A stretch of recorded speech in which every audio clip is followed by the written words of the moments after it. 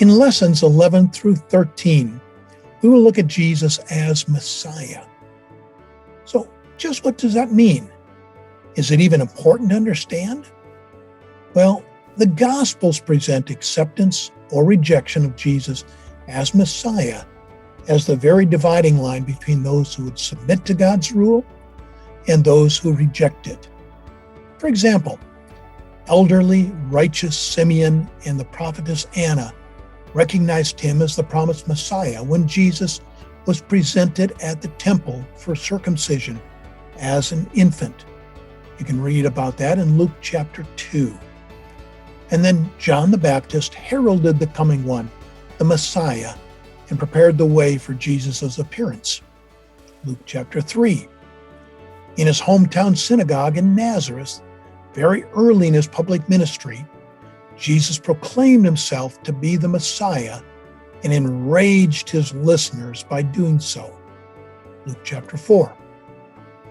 Later, imprisoned and discouraged, John the Baptist sent disciples to ask Jesus if he truly was the Messiah. Jesus answered by giving sight to the blind, enabling the lame to walk, and casting out demons, and then told John's followers to report what they had seen, clear signs of the Messiah. Luke chapter 7. The Pharisees insincerely asked him to prove himself by doing some miracle, and Jesus rebuked them for their willful blindness. Matthew chapter 12. And then the Jewish ruling council arrested Jesus, put him on trial, and demanded that he tell them if he was the Messiah. When Jesus answered affirmatively, the rulers immediately condemned him for blasphemy. Luke chapter 22.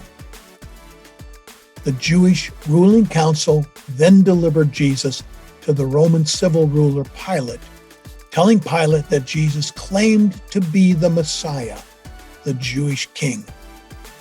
That was a charge of insurrection against the Roman Empire.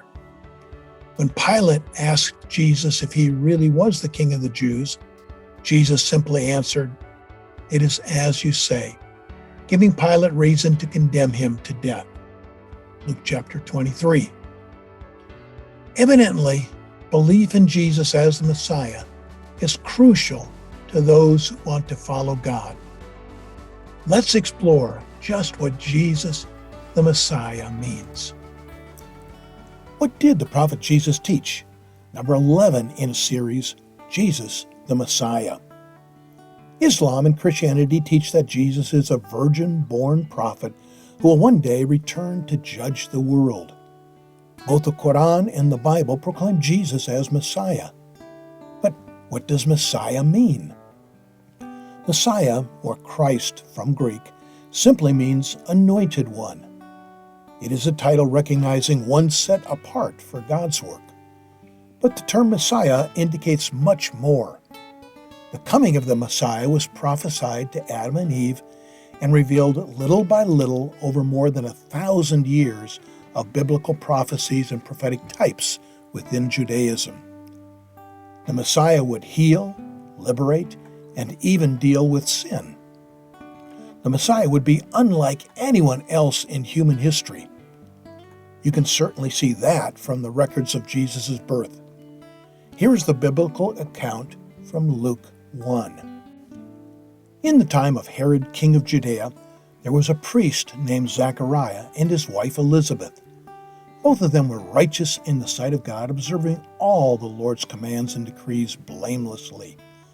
But they were childless because Elizabeth was not able to conceive, and they were both very old. Once when Zachariah's division was on duty and he was serving as a priest before God, he was chosen by lot, according to the custom of the priesthood, to go into the temple of the Lord and burn incense. And when the time for the burning of incense came, all the assembled worshipers were praying outside. Then an angel of the Lord appeared to him, standing at the right side of the altar of incense. When Zachariah saw him, he was startled and was gripped with fear. But the angel said to him, "Do not be afraid, Zachariah. Your prayer has been heard. Your wife Elizabeth will bear you a son, and you are to call him John. He will be a joy and delight to you, and many will rejoice because of his birth, for he will be great in the sight of the Lord. He is never to take wine or other fermented drink, and he will be filled with the Holy Spirit even before he is born. He will bring back many of the people of Israel to the Lord their God, and he will go on before the Lord in the spirit and power of Elijah, to turn the hearts of the parents to their children, and the disobedient to the wisdom of the righteous, to make ready a people prepared for the Lord. Zachariah asked the angel, "How can I be sure of this? I am an old man, and my wife is well along in years." The angel said to him, "I am Gabriel. I stand in the presence of God, and I have been sent to you to tell you this good news. And now you will be silent and not able to speak until the day this happens, because you did not believe my words, which will come true at their appointed time." Meanwhile, the people were waiting for Zachariah and wondering why he stayed so long in the temple. When he came out, he could not speak to them. They realized he had seen a vision in the temple, for he kept making signs to them but remained unable to speak.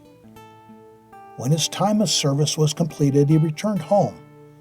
After this, his wife Elizabeth became pregnant, and for 5 months remained in seclusion. "The Lord has done this for me," she said. "In these days he has shown his favor and taken away my disgrace among the people." In the 6th month of Elizabeth's pregnancy, God sent the angel Gabriel to Nazareth, a town in Galilee, to a virgin pledged to be married to a man named Joseph, a descendant of David. The virgin's name was Mary. The angel went to her and said, "Greetings, you who are highly favored, the Lord is with you." Mary was greatly troubled at his words and wondered what kind of greeting this might be. But the angel said to her, "Do not be afraid, Mary. You have found favor with God. You will conceive and give birth to a son, and you are to call him Jesus. He will be great and will be called the Son of the Most High. His kingdom will never end." "How will this be," Mary asked the angel, "since I am a virgin?" The angel answered, "The Holy Spirit will come on you, and the power of the Most High will overshadow you. So the Holy One to be born will be called the Son of God. Even Elizabeth, your relative, is going to have a child in her old age, and she who is said to be unable to conceive is in her 6th month. For no word from God will ever fail." "I am the Lord's servant," Mary answered. "May your word to me be fulfilled." Then the angel left her. At that time, Mary got ready and hurried to a town in the hill country of Judea, where she entered Zachariah's home and greeted Elizabeth. When Elizabeth heard Mary's greeting, the baby leaped in her womb, and Elizabeth was filled with the Holy Spirit. In a loud voice, she exclaimed, "Blessed are you among women, and blessed is the child you will bear. But why am I so favored that the mother of my Lord should come to me? As soon as the sound of your greeting reached my ears, the baby in my womb leaped for joy. Blessed is she who has believed that the Lord would fulfill his promises to her." Mary stayed with Elizabeth for about 3 months and then returned home. When it was time for Elizabeth to have her baby, she gave birth to a son. Her neighbors and relatives heard that the Lord had shown her great mercy, and they shared her joy. On the 8th day they came to circumcise the child, and they were going to name him after his father Zachariah. But his mother spoke up and said, "No, he is to be called John." They said to her, "There is no one among your relatives who has that name." Then they made signs to his father to find out what he would like to name the child. He asked for a writing tablet, and to everyone's astonishment he wrote, "His name is John." Immediately his mouth was opened and his tongue set free, and he began to speak, praising God. All the neighbors were filled with awe, and throughout the hill country of Judea, people were talking about all these things. Everyone who heard this wondered about it, saying, "What then is this child going to be? For the Lord's hand was with him." His father, Zachariah, was filled with the Holy Spirit and prophesied, "Praise be to the Lord, because he has come to his people and redeemed them, as he said through his holy prophets of long ago, to remember his holy covenant, the oath he swore to our father Abraham. And you, my child, will be called a prophet of the Most High, for you will go on before the Lord to prepare the way for him, to give his people the knowledge of salvation through the forgiveness of their sins." And the child grew and became strong in spirit, and he lived in the wilderness until he appeared publicly to Israel. Now after all of this, there was to be one more angelic visitation. Hearing that Mary was pregnant, Mary's fiancé Joseph planned to send her away, but an angel of the Lord appeared to him in a dream and said, "Joseph, son of David, do not be afraid to take Mary home as your wife, because what is conceived in her is from the Holy Spirit. She will give birth to a son, and you are to give him the name Jesus, because he will save his people from their sins." Matthew chapter 1. 4 angelic visits, 1 miraculous pregnancy, and 1 virgin conception, fulfilled prophecy, a kingdom that will never end, a spirit-filled baby, the Son of God saving people from their sins. Wow, something huge is unfolding.